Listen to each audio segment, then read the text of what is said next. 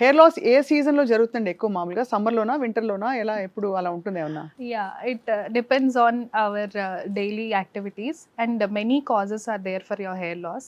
Genetic causes అవ్వచ్చు, environmental stress కావచ్చు, environmental factors, and hormonal issues. Everything matters for hair loss. Now, everyday hair loss ఉంటుంది. అవును. That will be around 50 to 100 hair follicles per day మేము normal అని చెప్తాము. But more than that, if you see, then you have to definitely go for medical graded treatments అండి. హుహు.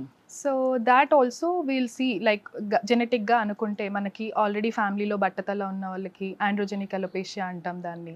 So then we'll see early signs of మన hair thinning అవ్వడము, baldness start అవ్వడము, and hair line వెనకాలకి వెళ్ళిపోవడము. Hmm. అలా start అయిన వెంటనే అంటే early treatment is always better అంటామండి. Correct. Whenever the hair follicle is still there, we have to get the treatment done. అది. Because it's similar to a plant, I always say to my patients, మన చెట్టు ఉన్నంత వరకే దానికి ఏదో ఒకటి చేసి మనము పెంచుకోగలం. సో ఎర్లీగా ఎప్పుడు స్టార్ట్ చేస్తామో అప్పుడే మనకి బెటర్ రిజల్ట్స్, బెస్ట్ రిజల్ట్స్ తెలుస్తాయి అన్నమాట. Right. So if you know that's my family has already baldness ఉంది, మనకు ఆల్రెడీ తెలుసు అన్నప్పుడు ఎర్లీగా తీసుకుంటే ఏంటంటే మనకి ఫ్యూచర్లో హెయిర్ ట్రాన్స్ప్లాంట్ అయ్యే సిచ్యువేషన్ నుంచి కొంచెం రావచ్చు. దాన్ని డిలే చేసుకోవచ్చు డిలే లేదంటే. చేసుకోవచ్చు.